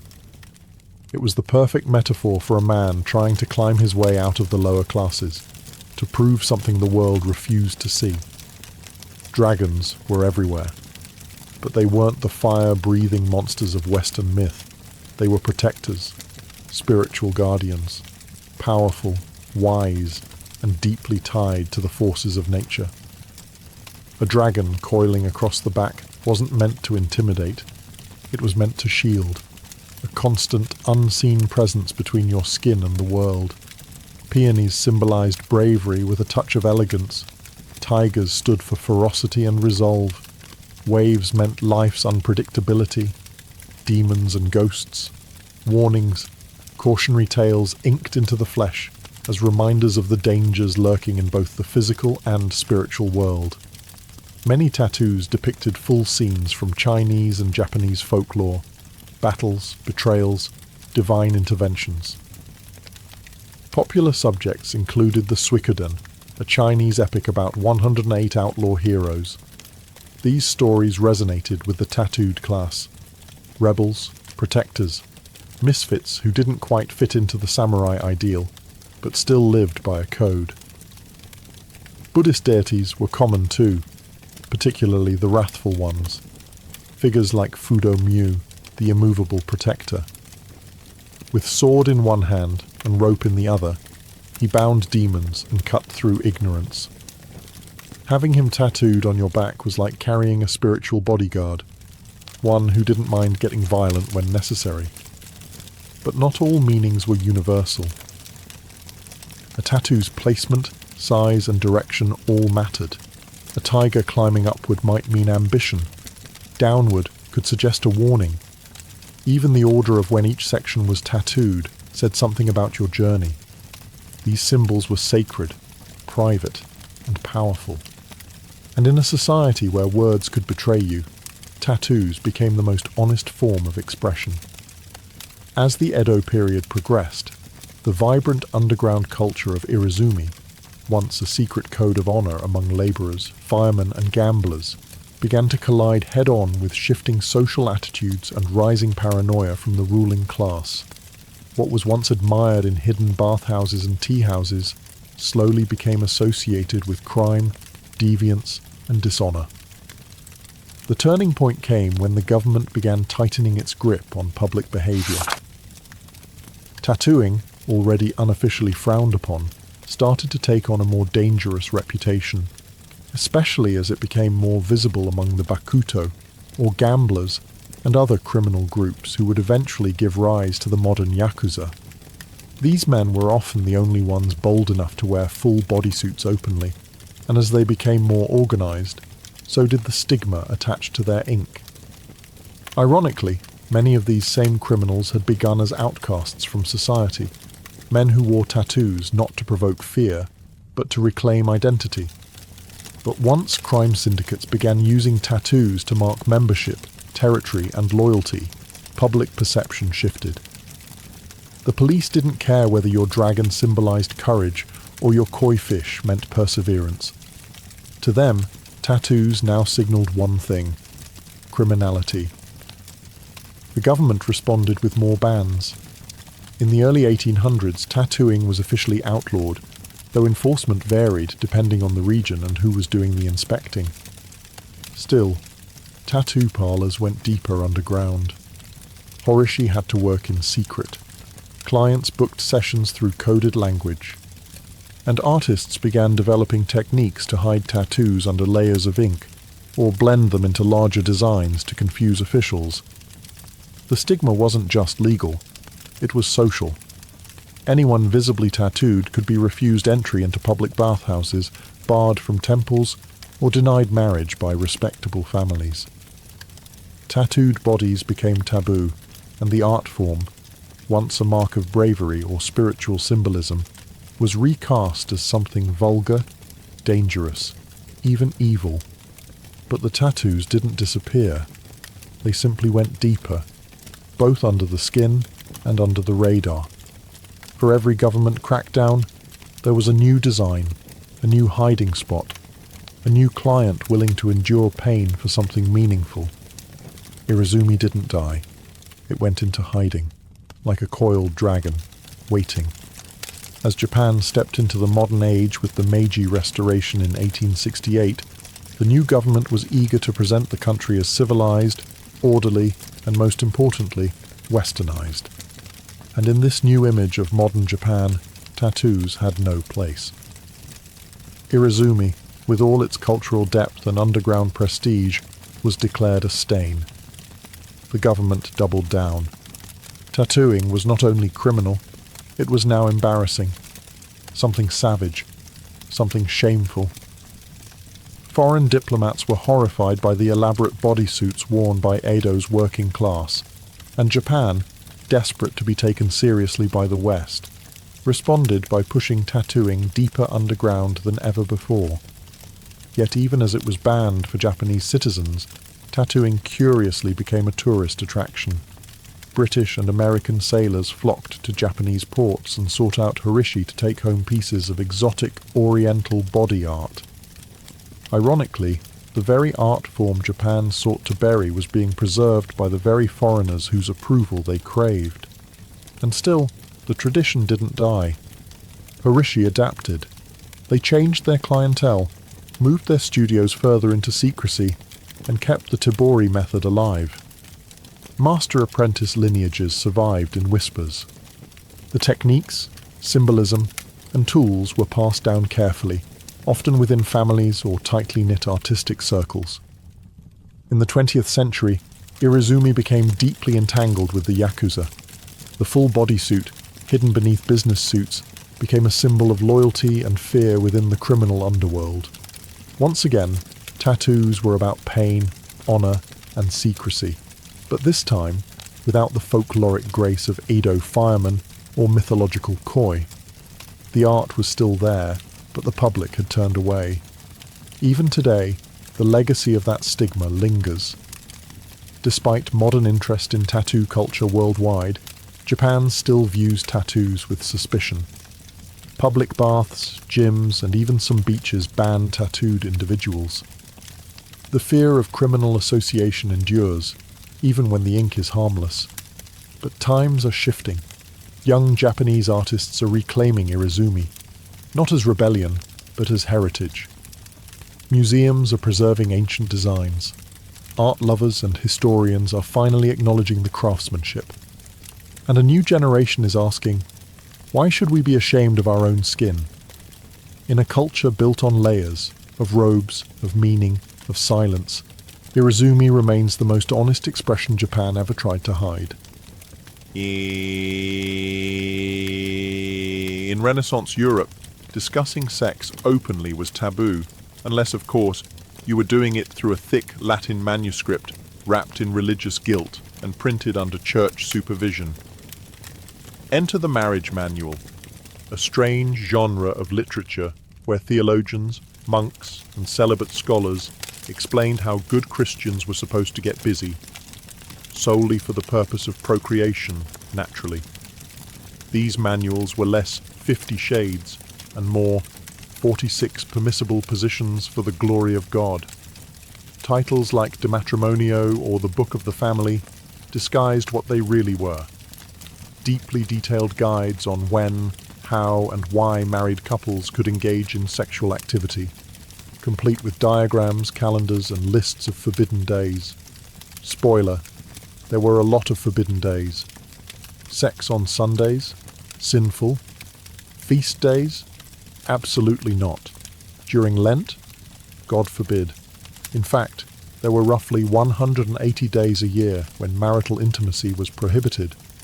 Combine that with the fear of damnation and the local priest snooping around, and it's a wonder Renaissance Europe ever managed to reproduce. These guides also gave advice on the proper mindset during intercourse. Joy was suspicious. Passion was risky. Love was fine, as long as it didn't make you too enthusiastic. Women were encouraged to be submissive and silent, and men were warned not to let their desire burn too brightly. Basically, the goal was spiritual union, with just enough physical action to make a baby and nothing else. But despite the dry language, these books were wildly popular, especially among clergy. Some manuals even had sections explaining which sexual positions were natural versus unnatural. Missionary was divine. Anything else was basically flirting with excommunication. Of course, educated Renaissance readers knew how to read between the lines. These books were some of the only texts that acknowledged sex at all, so people devoured them, not necessarily for pious reasons. a marriage manual on your shelf was totally acceptable. What you highlighted in it was your business. Ironically, the strict moral codes these books promoted only made people more curious about what lay beyond them, which is why, right next to the marriage guides, another kind of book began to circulate, less holy, more illustrated. On the surface, they were scientific marvels, detailed anatomical treatises, often illustrated by respected artists and backed by university scholars. But for anyone with half an imagination and a locked drawer, these books had a certain extracurricular appeal, especially when the female form was involved. The Renaissance saw an explosion of interest in human anatomy, thanks to dissection being legalized in certain regions and artists like Leonardo da Vinci pushing the boundaries of scientific observation.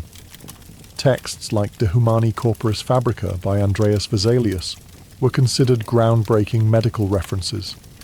They were also, whether intentionally or not, kind of steamy. Why? Because they showed women naked, in exquisite, clinical, full-body detail. Breasts, hips, genitalia, nothing was omitted. And while the official purpose was to educate, let's just say not every reader was there for the lymphatic system. These images were often presented with artistic flair. One particularly infamous edition of an anatomical book showed a nude woman, gracefully reclining as if in a Botticelli painting, except her chest cavity was flayed open like a diagram in a butcher's manual. It was both horrifying and oddly sensual. The body as art, the body as science, and for some, the body as entertainment. Since pornography was strictly banned by the church, these illustrations slipped through the moral net under the guise of medical necessity. A young man caught with a suggestive woodcut from a medical book could simply shrug and claim he was pursuing his studies. The fact that the page was dog-eared and mysteriously thumb-worn, irrelevant. Some printers even leaned into the dual appeal. Certain editions were produced with extra attention to the female form, featuring idealized nudes that blended anatomy with eroticism. A sort of Renaissance loophole. If you wanted to look at naked people, all you had to do was pretend to care about the spleen. And these weren't back-alley publications. They were printed by respected presses, collected in university libraries, and cited by physicians. But between the dry Latin and muscle diagrams, there was just enough soft-core temptation to keep readers flipping pages with slightly more enthusiasm than necessary. Of course, not all forbidden books were pretending to be scientific. Some didn't even bother to hide it. By the mid-Renaissance, a new kind of book began appearing in private collections, ones that didn't bother with anatomical dissection or theological loopholes. These were full-blown love manuals, half etiquette guide, half soft seduction playbook. They were written for the well-bred nobleman or lady who wanted to flirt without falling directly into hell. Unlike the dry, rule-bound marriage manuals sanctioned by the church, love manuals revelled in ambiguity. They walked a thin line, offering tips on courtship, letter writing, and romantic speech, all under the pretense of cultivating refined behaviour. But between the lines, they dripped with innuendo. These books taught the art of the glance, the science of sighing in someone's direction, the importance of hand placement during a slow court dance. They offered sample dialogues, thinly disguised pick-up lines, for situations like encountering a duchess in a garden, or complimenting a lady's lute playing without offending her chaperone. One popular genre was the epistolary romance, collections of fictional love letters between imaginary nobles, usually with names like Count Lorenzo and Lady Fiorella. These were meant to model virtuous behaviour, but many letters veered suspiciously close to fantasy. You could practically hear the bodices tightening and the gloves slowly coming off.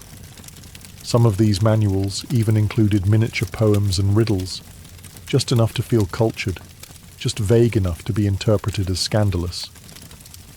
The Renaissance reader loved double meanings, and love manuals delivered them in elegant, rhyming couplets. And let's not forget the advice on grooming. One manual suggested men keep their fingernails clean and teeth white, so that a woman when kissed feels neither scratched nor offended. Others reminded ladies to maintain fresh breath and avoid onions before a romantic conversation. Practical, but not exactly spiritual. While these books didn't depict physical intimacy, they hinted at it constantly. And that was the point. They were less about lust and more about tension, the kind that built slowly across candlelit ballrooms, behind fans, through veils. For young nobles trapped between arranged marriages and strict religious codes, these manuals were escape hatches, legal to own, dangerous to understand. While the church cracked down on sin and scholars argued about virtue, some Renaissance readers were stashing ancient Roman poetry under their pillows, and not the kind Cicero would have approved of. Ovid's Ars Amatoria, The Art of Love, was one of the most widely circulated forbidden texts of the Renaissance. Technically a Roman classic, it offered a step-by-step guide to seduction, from spotting a lover at the theatre to how to feign jealousy just enough to keep things spicy. It was witty, elegant, and totally immoral by church standards. Naturally, it was extremely popular. Educated men, and some very determined women, kept copies of Ovid hidden behind Bibles or bound in blank covers to pass unnoticed. Marginalia in some surviving copies includes notes like, "Try this at Carnival" and "Worked on Cecilia," because who said Latin had to be boring?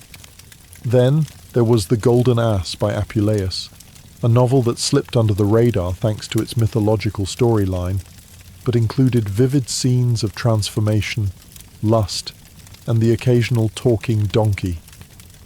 It was technically a spiritual allegory. It was also erotica with a toga on.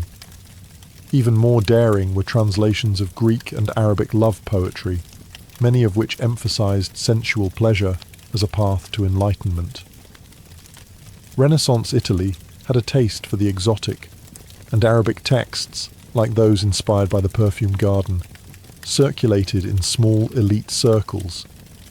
These weren't openly sold, but if you had the right connections and enough gold, a copy might find its way to your study.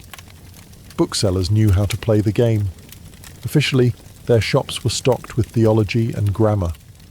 Unofficially, a wink and a discreet coin could earn you access to a locked cabinet labelled Medical Curiosities or Private Readings. The church called it sinful. The merchants called it good business. Some nobles even commissioned illuminated manuscripts of these works, decorated with gold leaf, cherubs, and occasionally very detailed illustrations of things cherubs should not be watching. These books weren't just read, they were experienced, passed around at salons, whispered about at masquerades, banned by bishops, quoted by poets. And while everyone pretended they'd only read them for the Latin practice, the truth was obvious.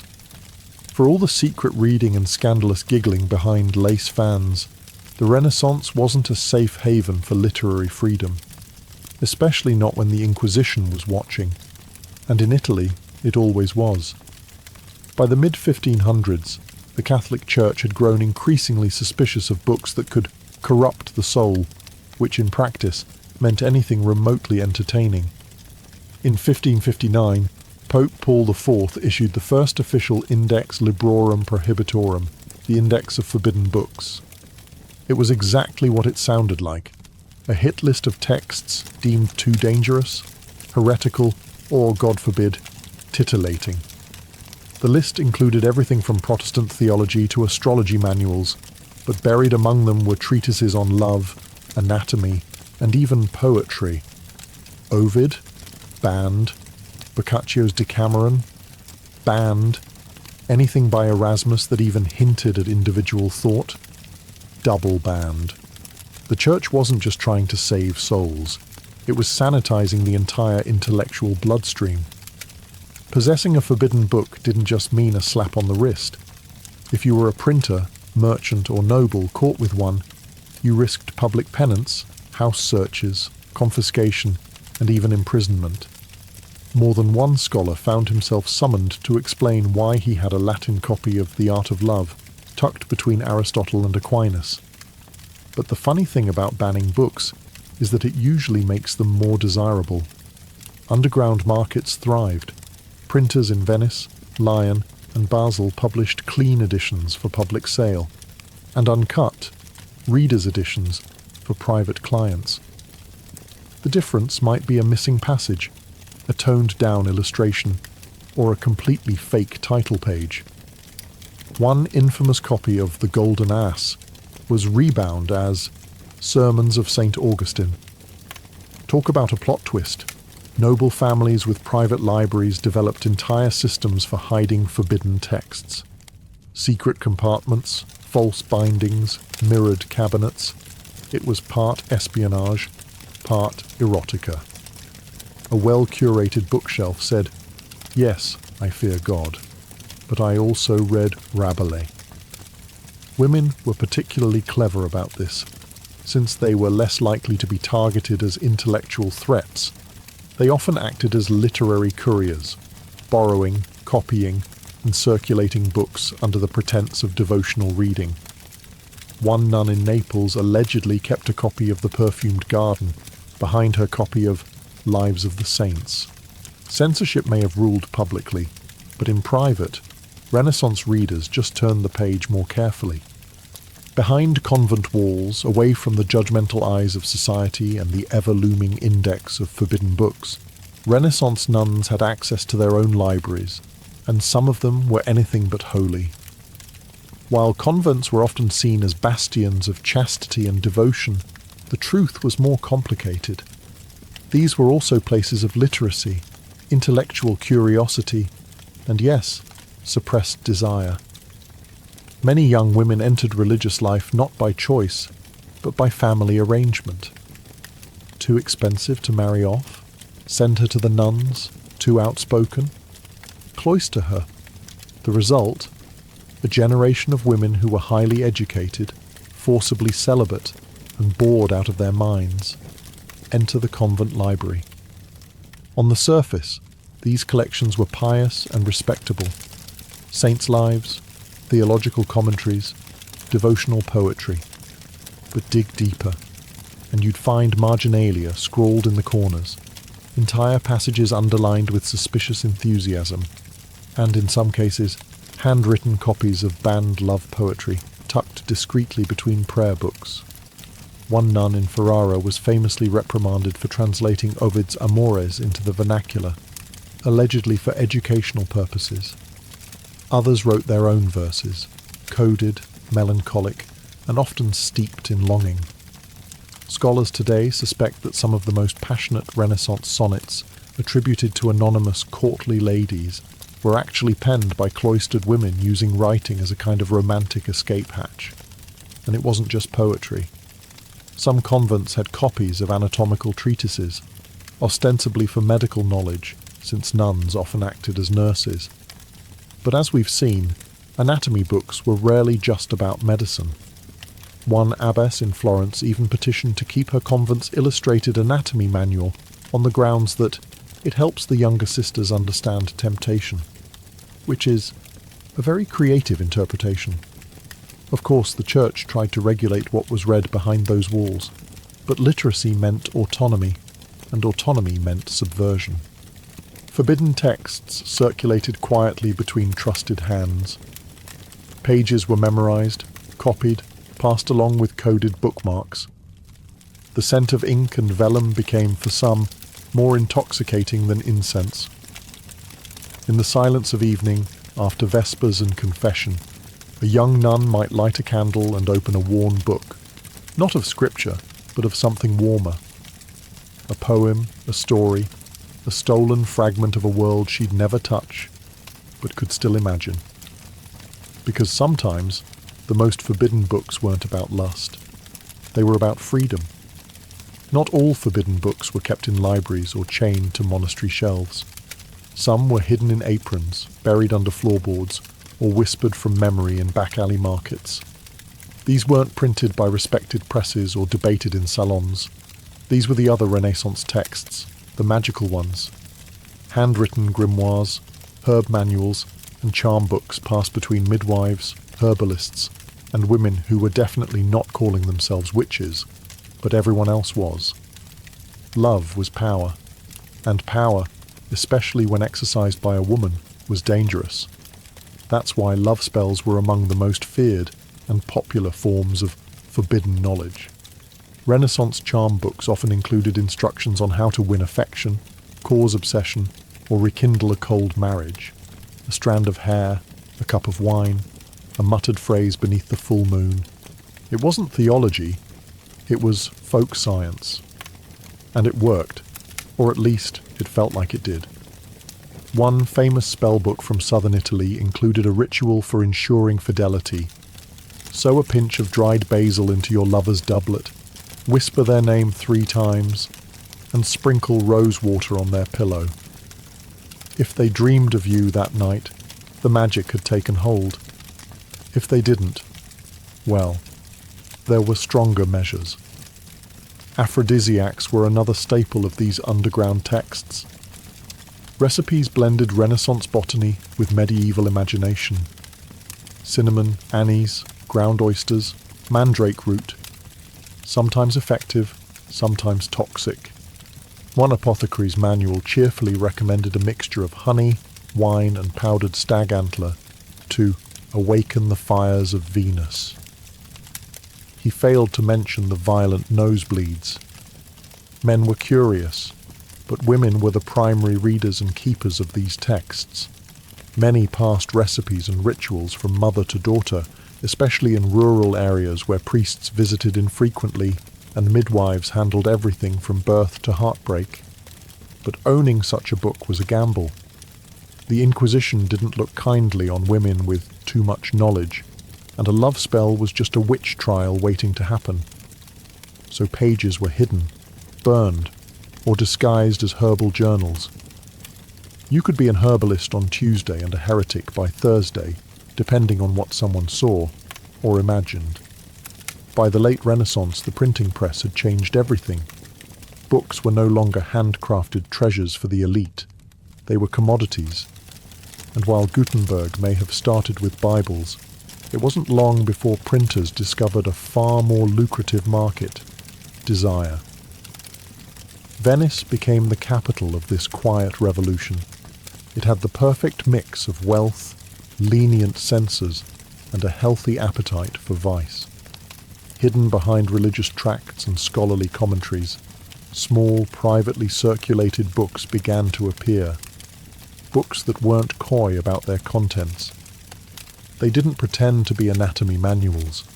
They didn't disguise poetry as devotion. These were explicit, illustrated, and ready to shock. One of the most infamous of these was I Modi, translated as The Positions. Originally created by engraver Marcantonio Raimondi, with illustrations by Giulio Romano, it depicted 16 scenes of explicit intimacy. Each engraving was paired with poetic verses by Pietro Aretino, whose sharp wit and even sharper tongue earned him a reputation as the Renaissance's first pornographer. Needless to say, the church was not amused. I Modi was immediately banned. Plates were seized, copies destroyed. Raimondi was arrested. But the damage, or depending on your perspective, the innovation, was done. The idea that you could use the printing press for erotica had been unleashed, and it wasn't going back in the bottle. Underground presses sprang up across Europe, printing slim volumes of love poetry, scandalous tales, and sometimes outright smut. These weren't mass-produced. Copies were expensive, meant for wealthy patrons with a taste for the forbidden. Some were even commissioned privately, with content tailored to the buyer's fantasy. Think of it as custom Renaissance fan fiction. Printers developed clever tricks to avoid detection. Fake title pages, false publishing locations, printed in Constantinople, or Latin phrases that made the books look like harmless philosophy. In reality, they were often illustrated with woodcuts or copper engravings that made anatomy textbooks look tame. For the right price, you could have a book that thrilled, amused, or shocked, without ever admitting you owned it. Many nobles kept theirs in cabinets with special keys. Some had bindings that, when shelved, looked like dictionaries or psalters. The printing press didn't just democratize knowledge, it made lust portable. And with every new title, Renaissance readers got one step closer to something revolutionary: pleasure without permission. By the end of the Renaissance, the line between education, entertainment, and seduction had blurred beyond recognition. What began as anatomical curiosity or theological instruction had transformed into a secret bookshelf of longing, one that crossed gender, class, and even religious boundaries. And that's precisely what made it so dangerous.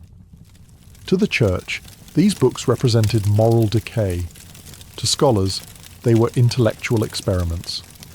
But to the people actually reading them, noble women, students, nuns, even merchants, they were something else entirely: power. Not the kind won on a battlefield or in a courtroom, but the quieter, more subversive kind that starts in the margins of a book. In an age where women's bodies were controlled, their voices silenced, and their desires shamed, these books offered an alternative script, a place where love wasn't always arranged, where pleasure could be named, and where curiosity didn't have to be confessed in Latin. Whether it was a love spell hidden in a herb manual, a censored sonnet copied by hand, or a banned poem read by candlelight, each was a rebellion in disguise. And let's not forget the men. For all the public bravado and church-sponsored guilt, they were buying these books too. Philosophers who debated virtue by day might go home and read The Golden Ass with a glass of wine. Priests who condemned lust from the pulpit sometimes kept a copy of Ovid tucked beneath their cassocks. Human nature, after all, has always been good at compartmentalizing. The forbidden bookshelf wasn't just a Renaissance quirk, it was a reflection of a world wrestling with change. The printing press had opened Pandora's box. Literacy was spreading. Ideas were getting harder to control. And once people realized that books could make them feel something, deeply, privately, even sinfully, there was no going back. Most of these books didn't survive intact. They were burned, hidden, miscatalogued. But some did. They sit today in museum vaults and rare book rooms, fragile and foxed with age, still humming with the echoes of secrets whispered across centuries. Because the Renaissance wasn't just a rebirth of art and science. It was a rebirth of desire. And in between the sermons and sculptures, the forbidden books tell us everything the marble couldn't.